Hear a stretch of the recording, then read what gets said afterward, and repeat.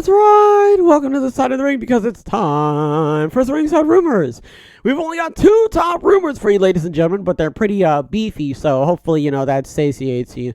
But listen, boys, all right? Two top rumors isn't going to stop us from making a stellar episode, all right? So without further ado, just going to jump straight into it. Our first top rumor, WWE wasn't overly fond of the Uncle Howdy character or the Pitch Black match, and a push for Bray Wyatt to bring the Fiend back, according to the UK site Fight Fans. Their source claims talks between the two sides have been on and off since Royal Rumble, but there's, quote, no movement currently on the Fiend making a return, which might be because, quote, all of the mask molds were destroyed last year.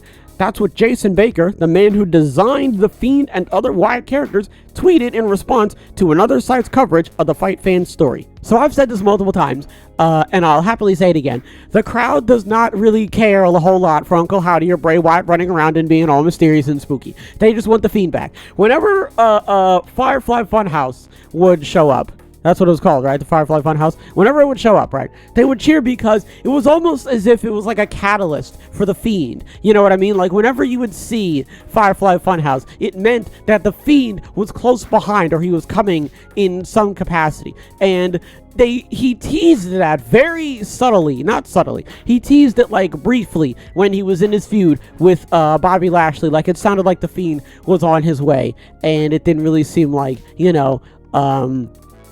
well, I crossed my thoughts there for a weird second. That was odd. Yeah, man, and then the Fiend sounded like he was going to be showing up, and then, like, he didn't, right? And then you had Uncle Howdy, and I feel as though that you could have had Uncle Howdy actually do something. I feel as though that the Uncle Howdy, Bray Wyatt, Fiend, Alexa Bliss storyline, because they're still pushing for that. Apparently they're still pushing for that. They still want Alexa Bliss and Bray Wyatt to run around and be all spooky. You don't have to do that. Anyway, man, that's a story for another time. But it doesn't necessarily surprise me that they are like, hey, this is stupid. Just bring the Fiend back. You know what I mean? Because that's what everybody wants. That was the thing that sold the most, right? So that sounds like something that, they were more than likely clamoring for, especially the crowd. And listen, at the end of the day, I can understand where Bray is coming from in the sense of like, hey, I did that already. I don't want to do that anymore, right? That character's done. I want to do something else. I understand. I'm not going to sit here and be a hypocrite and be like, oh, you should force that person to do something that they don't want to do, and I'm an advocate of you shouldn't be forced to do something that you don't feel comfortable doing or you don't feel strongly doing because it's not going to equate to a decent product. You know what I mean? So there's not really a right or wrong answer here. They both have their own reasons and they both are right in their own ways. So I mean, there's not really much that I can specifically say about this. The only thing at the end of the day that we can really do is just wait and see what they decide to go with, who gets more of a sway. You know what I'm saying? So that's really all we can really do. So only time will tell what actually ends up happening with the Fiend and if we actually will end up seeing the Fiend in the near future.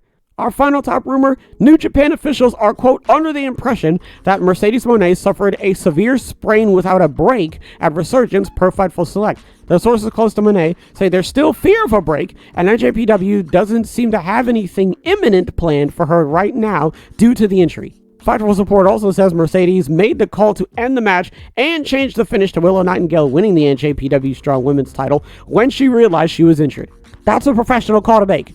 That's something that not a lot of people back in the day, well, no, I can't really say that. The first person I think of is Hulk Hogan, being like, no, brother, I'm okay, brother, my own fellow, but I'm still going to be the champion, brother, you know what I'm saying? That's a terrible, anyway, the point I'm trying to make is that I like that, that's professionalism and responsibility and just overall a sense of hey, this is better. It doesn't really make a whole lot of sense for me to still be the champion if I'm potentially injured, so I'm obviously going to give it to somebody else who is 100%, and they can still go and all that sort of stuff, and I don't want to have to sit here and make the company who are just I mean, I don't know how more invested they could possibly be into me right now. So it really doesn't make a whole lot of sense to have them sitting there biting their nails over me, right? So I might as well give it to somebody who they could, if I have to go away, right? If I have to slide off, off the side of the table, at least they can look over and go, well, all right, at least we have a champion, so book them, you know what I mean? So I like that. And I think that decisions like that Mercedes is making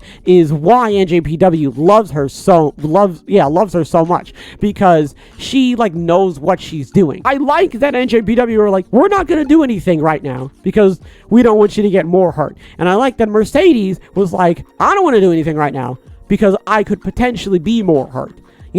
I like that. I like that both of them came together and were like, this is probably a good idea, just for the sake of the company as a whole. And we don't want to, mess anything up. So I like that they both came together like that. And it just sort of it sheds more light on the fact that NJPW were like, hey, Mercedes, you're the greatest thing since sliced bread. You know what I mean? So hopefully she makes a speedy recovery. Hopefully the injury doesn't get any worse, and we see her back in the ring sooner rather than later. Moving over to our minor rumors. Our first minor rumor, Zoe Stark won't be a proxy for Trish Stratus on Raw. As PW Insider Elite reports, Stratus will be a regular on Monday nights going forward. I'm not really opposed to that. I wasn't really opposed to proxy? What the hell? Zoe Stark. Hell, geez Louise. I'm not really opposed to Zoe Stark running around with Trish Stratus. I think that, if you're going to have anybody, especially, women's wrestler, give you the rub, I would definitely, want it to be Trish Stratus or Lita or Gail Kim, you know what I mean? Women who have obviously, set the standard for, women's wrestling, especially back in the day and stuff like that, you know what I mean?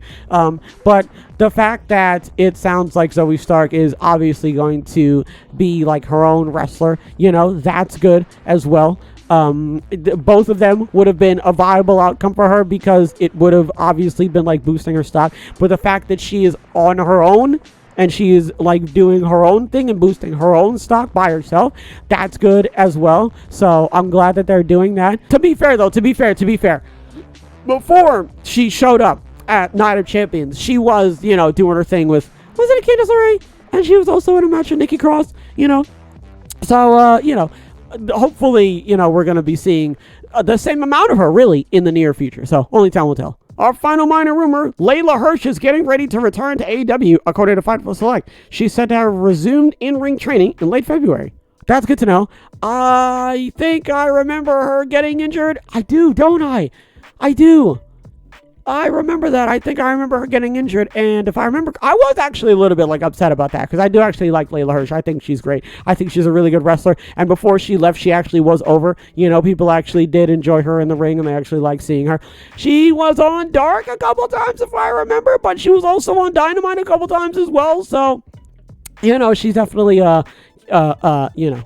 staked her flag. Yeah, that's a good way of putting it, in a couple different avenues. But good news, Dark and Elevation are done, so we have to see her on either Collision or Rampage or Dynamite. So hopefully we're going to be seeing her on one of those shows in the near future. She resumed in-ring training in late February, so odds are, right, she's still doing it. So if she isn't 100% by now, she's definitely got to be very close to it.